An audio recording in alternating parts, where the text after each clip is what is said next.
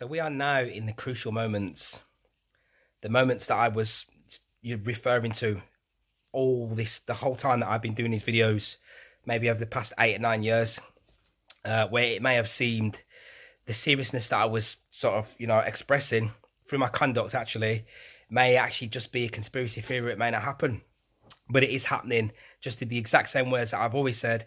It is happening in the exact same way as it has been stated. We have the scenario of two planes coming together and kissing and dispersing. All the things that we've said, they are taking place. They're happening. Even when we look at the rulers, so you've got 7 rulers, but you've also got these 12 aeons, right? But when they spoke of 7 rulers, they didn't the planets that we speak of, but they're the outer ones that weren't included. So now you have Neptune, right? Like we said with the conjunction we was talking about with Saturn and Neptune. When I spoke about it, before it took place. It's scripted. So when I spoke about it and said this is going to happen, it happens, right? And we've been doing that the whole time, right? So now you have Neptune coming together with Saturn, right? And Neptune brings about poisons, viruses, etc. And what do we see taking place? So they're going to keep pushing and pushing for that. So that's the mirroring script. You see the mirror does actually, it reflects back what they want, and then that actually manifests into our physical reality, because it's taking place from above us, from the stars, right? So what I'm speaking about in this very short video here, if you are not ready for it, then turn it off, right? Because we haven't got time now, right? It's serious. And the reason I have to speak like this, because we get trapped in fanaticism. Now, I'll give a shout out actually to the Jewish Kabbalist, occult Kabbalist, esoteric Kabbalist that's out there. I think his name's Yaira. That's out there. Reason being is what he's doing is he's confirming a lot of the things that I've already said, right? And the very first video that I ever did was based around occult conduct, was about conduct, right?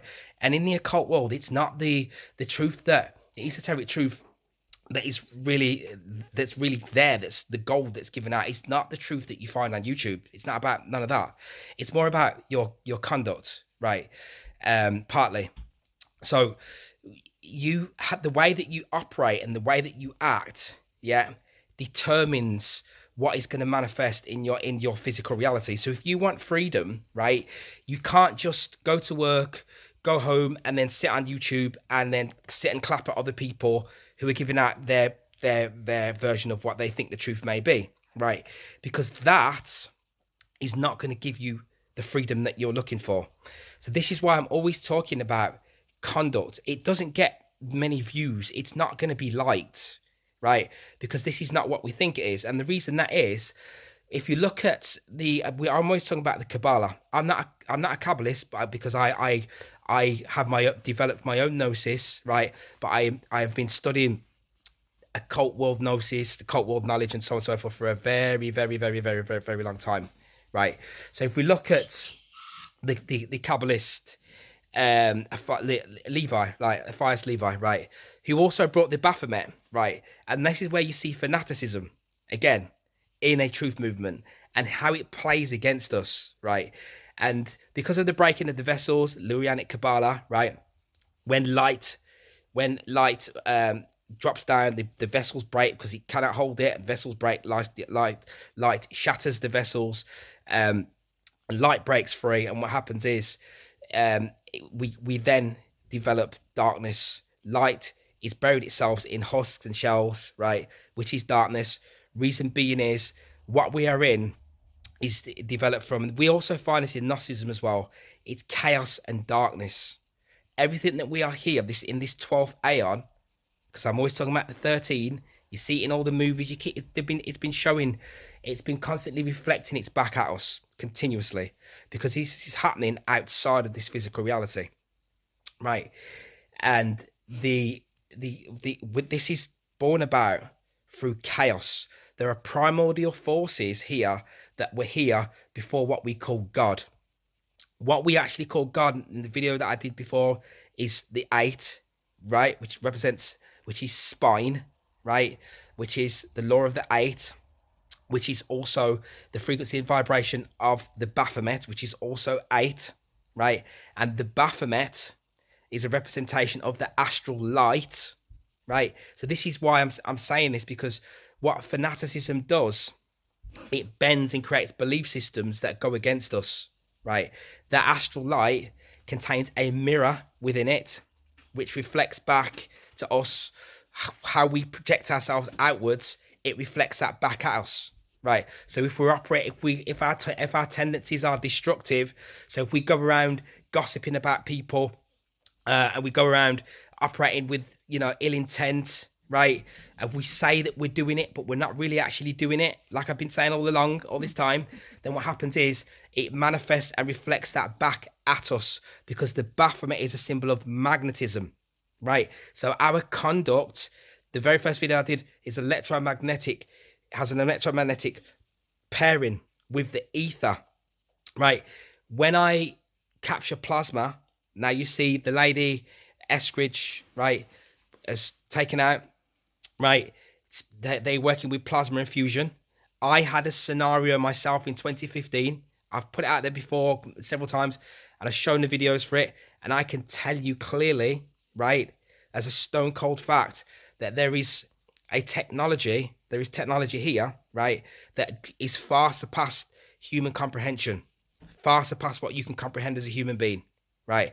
I have seen scenarios whereby a scenario that's happened to myself, right, whereby you're being sucked up out of the space that you are in, and everything in that room is shaking like a vacuum cleaner,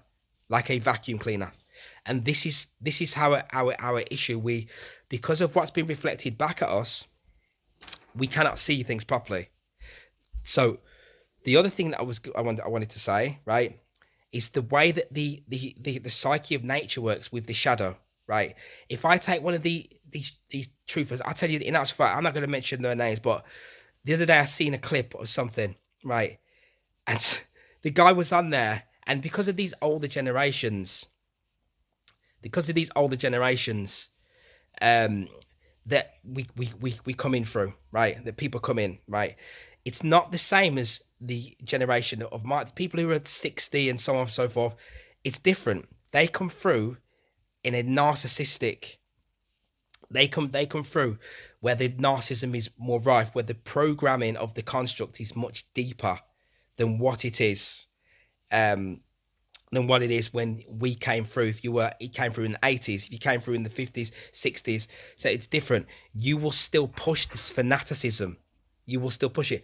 And the guy came on and he said to a lady in the room, "I'll say hi to your fans," in a truth movement.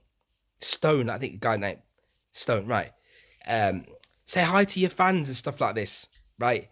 Now, you can equate fans with fanaticism, because what happens is the tree of death that operates within the psyche, everything is based around light. So what Sophia is trying to do is to get back to the light of lights, right, beyond the 13th aeon. But she was dragged down, right, and buried and dragged down and thrown down into the 12th aeon, which is here where we are, the tohu and bohu, which is void, chaos and darkness, right?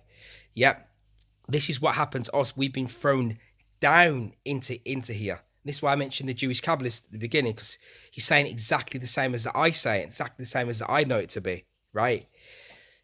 We get thrown down into here, right? And an anti-destructive force that governs this reality, yeah, known as the idiot, known as the fool, right? Yeah, forces us to suffer here unless we can develop the correct conduct, which is super, super hard. It's not easy to do, because when you become self-aware, you are becoming aware of every small little detail, why you do the things that you do, why you even think the way you think, why you even silly little things, right? Why do you need to eat? All these things. The beings that you see walking around, they are not thinking about anything, nothing at all. So this fanaticism, right, is born when we don't develop true wisdom first prior to then looking at spiritual ideologies and spiritual practices, right? And then what happens is the spirituality becomes distorted. This is why, like, you have these a lot of people now, the in truth movement, going back towards religion. The reason is because they haven't developed the correct inner gnosis in the first place before then digesting spiritual ideology. Because then what happens is these, which is what Levi was bringing forth, which is actually the way that it is. These, what we call demons, are attached to distorted spiritual principles and thought forms. So this is why it's crucial and key. So then what happens is we get involved in, say, like astrology, or we get involved in flat earth, or we get involved in, you might even get involved in syncretism, or you get involved in some of these different things, right? But what hasn't been done first, we haven't developed the inner gnosis and integrated the psyche, because there is a higher world of light, a mid world of light, and a lower world of light. Lower light, right. And we're in that lower light. So everything has to be, we have to integrate within ourselves first. But it's been given to us the wrong way around, right? So then Belial, who we spoke about before, Belial, is associated with belief. So when people digest things in the incorrect fashion, when someone tries to come back and say, no, that's wrong, we refuse it. Go and study what fanaticism is, and you'll see exactly what I'm saying is the truth, right? We refuse it, and we refuse to digest it, right? We refuse to recognize that we are born in darkness, and we have fallen into the goat. Yeah, we have fallen into the goat, the great serpent, which is called Satan, right? Yeah, and we need to integrate we need to integrate first before we take on what we take on. Because what happens is what we're saying, if I take some of these truths, all these big followers and so on and so forth, and I sit them down and I say to them, look, right, you're going about it the wrong way, they'll just discard me and say, you're talking about blah, blah, blah, blah. Your conduct doesn't fit the fact that we are about to go into a situation where people are going to be starved for the vital resources that are required for you to continue to survive, right? The things that you think that you need are actually just stemming from your ego. We are not in a time where you just write loads of books and someone's going to create a statue of you, put in your name. The people that are doing that, or just sit on YouTube clapping people, those people that are doing that are going to suffer greatly because they haven't been doing the work. So then, if we take a scenario like I was in not long ago, when there was a 7-day blackout, and we create this blackout, me and my family were in this blackout, right? And if I make it 10 times worse, like the way that they want it to be, so that they can bring about this digital dystopia that they want, right? No food, no water, no nothing. People are starving. People are breaking into people's houses because we have the Mad Max scenario, and people are being raped left, right, and so on and so forth. If I sit down with some of these truther channels and I say, now do you see what I'm talking about the conduct? Do you feel that you could have gone about it in a little bit, you could have gone about it with a little bit more seriousness and focused a little bit more on more serious aspects of the reality that really needed to be kind of focused upon? And they will say, yes. It's the same as a bully. When they have a saying for it. When the bully attacks you, they punch you in the face, right? You go back and you punch them even harder, and then the bully falls down, right? Yeah. That is because this is embedded within the psyche of nature, within the shadow. Darkness has to be overcome and faced before any light can actually be born. So these principles, right, of the self, Adam Kadmon, which is the light, right? Yeah, which is the grand man. You are a micro of the macro, all of that, right? Light distorts itself in matter and has to be reintegrated. So if I was to sit down with pretty much every human being, whether they say they're truthful or whatever they may not be, I'm going to see these defects. I'm going to see them, right? We're going to see them, right? And you might even project it back at me and go, but hang on a minute, but you're not perfect, right? So, and then what's going to happen is all of these defects that are in place are stopping that individual from elevating through their own conduct. Right. So this is why, wrap this up now. This is why, right, it is really, really, really important that now what you start to do is to learn about how you can integrate all aspects of your own self. Because if you don't have wisdom, correct wisdom, you will, for the Belial archetype, right, will come forth. It's Belial and Samaxia, right? Nibas as well, right? These come forth and then they cloud you. They cloud your vision and your perspective, and then what happens is you fall into dogmatic beliefs that are being pushed by others, which is then so now you become a fan. This is how you get people who just parrot the words of other people. Those people that do that will not, because the reason I have to say this is what happens is I will have to suffer if others, but because of collectivism, right? The consequence of collectivism, we will have to suffer if this work doesn't get done. If you were doing that work of integration yourself, then you're going to have to suffer because others are not doing that work. It's an inner deep work that has to be done, right? So our conduct and how we operate, how we don't tell lies, don't lie to the self. Stop lying to yourself. You work a job and you hate the job and you know that you could be doing better. You know that it's not emitting freedom. So therefore you have to start looking towards doing the things that remove that job. There's so many different aspects of the self. I'm going to back to a big video covering a lot of these things, right? But I just want to leave that one there because I see it a lot, and it's so sad for us to. It's so sad to see it, right? It's all about your conduct, not about what other people are putting out there. If other people are just putting out, talking about what's happening with this external reality all the time, it's just hindering you. It's hindering them. It's hindering you. There's no progress in it. There's no progress in it. It has to be the work on the psyche and the work on the self and the inner work that has to be done and has to be put forward. And that has to be put forward on a continuous basis. Otherwise, we're just leading ourselves nowhere. So it's not actually the controllers that are doing it. They know that if the true occult practice is the true practice, then true work on the self is not being done, doesn't get done because we're focusing on what's happening with Artemis or what's happening with Atlas and all these different things that come and go, right? Yeah. Then the light that is within you, the greatness and the glory that is within you, is not going to be brought forth.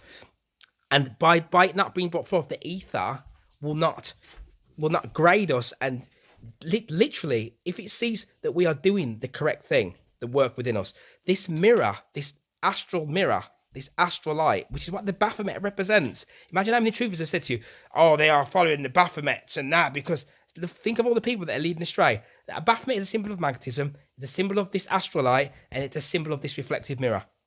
That's it. And some other deeper things to do with that. That's it. But if your perception is destructive, all that will come about is more destruction. So on my next video, we'll speak more about how we can integrate these aspects, these aspects of the psyche on a tree of light, on a tree of life, on a tree of death, and how we can integrate that and become whole, so that we can actually start to generate some real freedom. Means we're in such crucial moments, after it has all been said and done. So once it's all been said and done, it moves on to what you can do about it. So there's no point in me just saying it's like this and you should need to be doing this. And just to give a little bit more context to what I was actually saying, when you apply the correct conduct, right speech, right thought, right action. So for example, I've already, because it comes from the soul, right? This predetermined nature of the reality, it's predetermined before you were born, as I always say. So when we come into this, wherever we're at prior to it, just follows us straight into this construct. The same as when we dream, you will still dream about this construct, or you will dream about other realities and worlds that actually operate just in this same restrictive manner, because each one of these particular constructs has energy and resistance, right? So it's ruled by the Baphomet, right? The god of this world, as I've stated many times, is the Baphomet. Now it's easy for it's easier digested when it comes from, say, like one of the old researchers such as a Jordan Maxwell or such, which I'm going to play a clip of as well. I'll put that in here. I may even just play it at the end, right? Um, and they will say to you, will tell you, right, the sun, right, Dionysus, right, Bacchus, yeah, refers goes back to the sun. All sun worshipping cults. Judaism goes back to the Druids, right? So therefore, Kabbalah goes back to the Druids and goes back before that, and then comes back from the gods, and so on and so forth, right? So when I speak of the truth that I know it to be, it goes way back before all the things that we define as our reality now, right? And it's buried within us, almost like within an Akashic record. So we know it, right? So for me, when I come in here, I know that there's a conduct when you wake up. From the second you wake up, there has to be actioned, right? This is why I say it boils down to little things, not the things that the external truths that you look at in connection with your ego, which in connection with which generates this Luciferic pole of righteousness. The little things, how you apply yourself, right? So when you wake up, are you destructive or are you creative? Yeah, the Baphomet's got two hands. The emanation and the expression and the energy of severity is pointing downwards, and upwards is the passive creativity. Are you going to create in a passive, intelligent fashion, right? And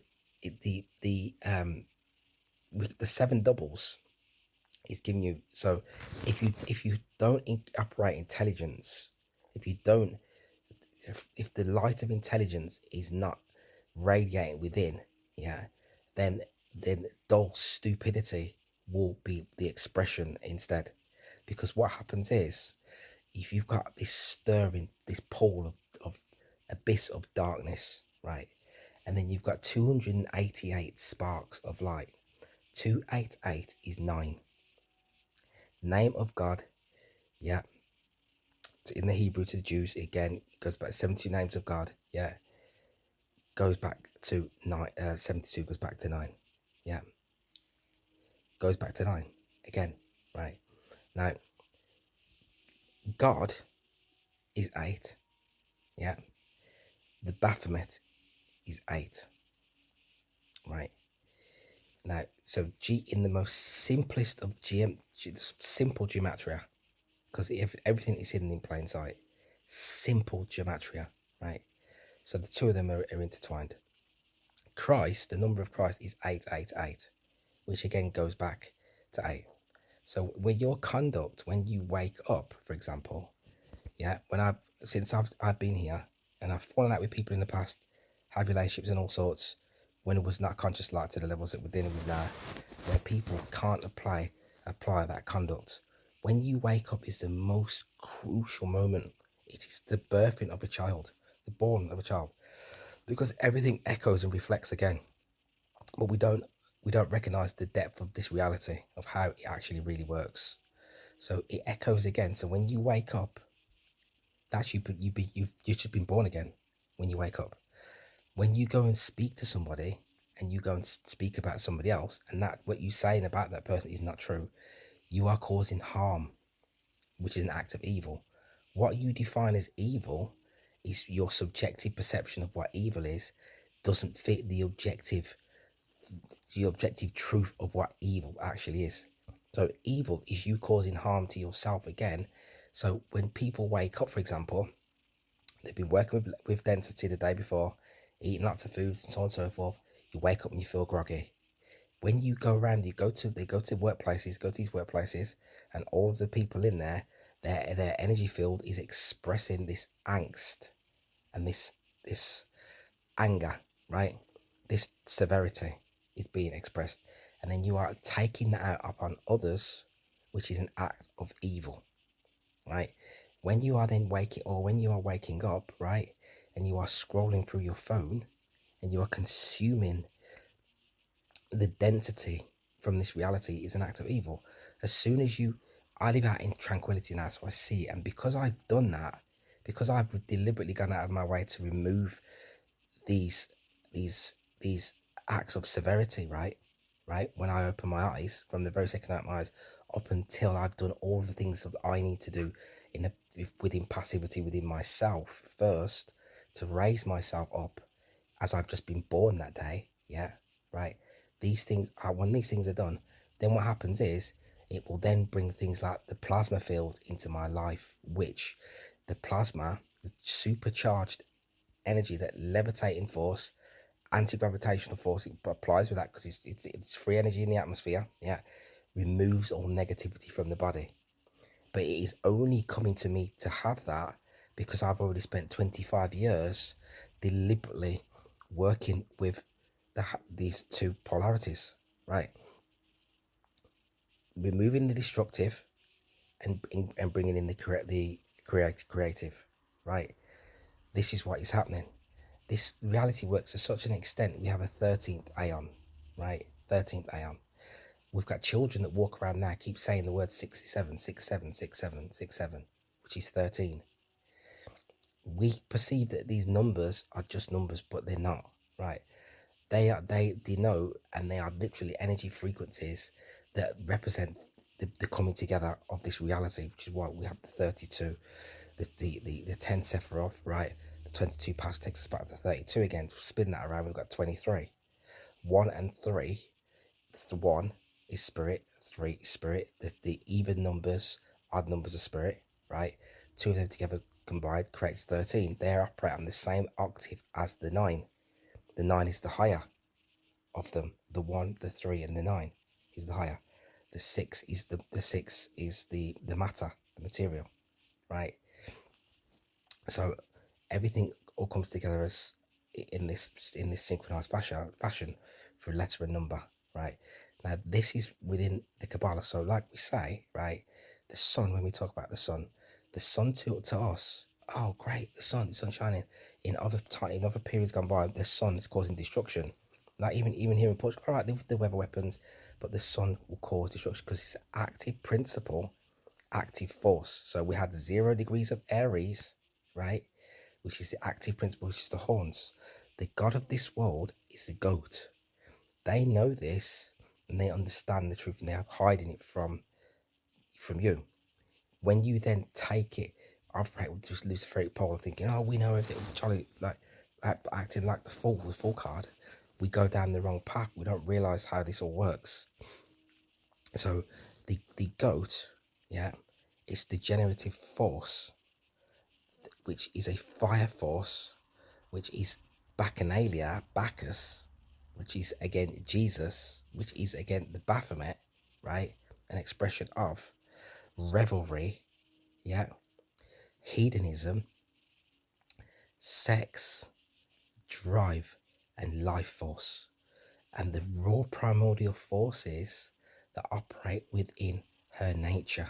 Here, there was a period gone by, in a golden period, where the sun was also the sun goddess, right? Which, when I talk my next video, I'll explain, which is connected to severity. Again, yes. And what is severity? Is red. What is red really is the active principle. What is that? It's the positive magnetism charge, which drives the physical reality, which drives the blood around your body, right? Which drives all of life. It's the IR radiation that we see here that's everywhere. And when that is not in harmony and is imbalanced, it is destructive. So therefore, the beings that are mostly causing the destructive, chaotic reality that we are living in is not these few, it is the collective. And therefore, you are a part of that, and you need to learn how to operate and work what we call magic, which is the ebb and flow of the magnetism that governs this reality, which is signified and represented by a goat. Of Judaism is the sun. The Judaism is a sun-based religion. It's based on the worship of the sun. And so the sun in the age of Aries, the ram, is of course a goat or a ram, but the age of the sun in the age of the ram was what Mr. Spock is giving that symbol, because that divided hand sign, divided fingers, is a goat's hoof, the hoof of a goat. And so I've got that on my website. You can see it in the documents from the Jewish Encyclopedia showing you that Mr. Spock's hand sign is a symbol of a goat god, the symbol of the god of Aries, the goat, the Lamb of God that takes away the sins of the world, the Lamb of God, the goat god, Baphomet, and he is the god of the Hebrews. Well, it's all based on the ancient sun worship. And that's a whole story in itself. Well, right. And here's one question that I have personally. I've always found it interesting that people that want to describe Satanism and Luciferianism often point to the imagery of a goat or a ram. That's right. And they tell you that, that this is the thing, they like to sacrifice goats, or it is Baphomet, who is the goat, the god that appears like a goat, actually has the cloven hooves. They talk about the concept of a satyr, and not the religious ceremony of the satyr. I do mean a satyr in and of itself, which is supposed to be a crossbred man and goat together. Literally like with the body of a goat, but the torso and head of a man that has horns, this kind of thing. And I find it interesting that it seems like different people pick up these symbols in different ways. What do you make of that? I mean, is that just people being confused because it recurs in so many different places, this concept of the goat, the ram, the horned being in one way or another? We talked about the literal imagery of Satan as it's presented to most people with the red skin and all that. We talked about it, Dionysus being the inspiration for that. But why do you think we see this goat imagery all over the religions and anti-religions and allegedly dark practices, but also being part of the biblical history? I mean, is it all incorrect? Is it all correct? Or is it just so confused and convoluted at this point that it would take us another 2 hours to unpack it? What do you think? Yeah. Well, first of all, if you remember on 9/11, when that happened, when the World Trade Center was attacked, it said, which I picked up on immediately, I knew there was something wrong here. 9/11 is active principle. Because it showed President Bush sitting there reading a book with the children in the school classroom, and it said, they kept prominently saying it was a book about the goat, and the president literally called My Pet Goat. But yeah, go ahead. Yeah, my pet goat. Well, look up My Pet Goat and Freemasonry, and you will see that the Masonic Order has a whole story about, quote, my pet goat, end quote. It's a Masonic term. It's a Masonic idea. And that's why when somebody makes you mad, we say, well, he got your goat. No, that's a Masonic term in Freemasonry. So, and so the president is reading about my pet goat. Well, the goat is Aries, the ram, the Lamb of God.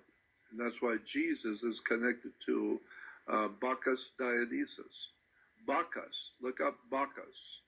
Bacchus Dionysus, and you will see something that looks exactly like the devil. This incredibly ugly man with a snarl on his face and horns and a goatee. Looks just like the devil, but he's called Bacchus Dionysus in the ancient Greek world, and he was the god of grapes and wine.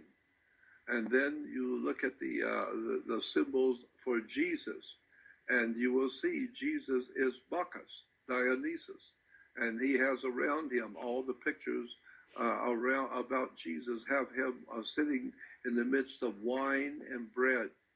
And of course, in the Catholic Church, they offer in Sunday communion the wine, the priests drink the wine, and the bread they offer to the parishioners. So the bread and the wine in the Catholic service is actually the bread and wine of Bacchus Dionysus, who we use as a symbol for the devil. Incredible. Several times also in the Old Testament, as they call it, you find that the offering of animals being sacrificed, well, it seems to me as though, people talk about the lamb and the sheep and so on and so forth, but quite honestly, what seems to be sacrificed, for the best of my knowledge, I think even when the story of bring your son to the altar and I'm going to have you kill him, and okay, wait a minute, I'm not going to have you kill him, but you're going to have to make a sacrifice. I think a goat shows up then too, and it seems to me as though goats and rams are offered as sacrifice in the Old Testament stories as well. Now, does that tie to this story in the same way? Yes, because Jesus himself, supposedly, in the story of the Bible, he is sacrificed. By the Almighty God allows him to be sacrificed and die. And so, therefore, the God of the Bible is the same ancient God that has required all the ancient cultures of the world to sacrifice a goat, sacrifice a lamb, sacrifice your baby, sacrifice humans.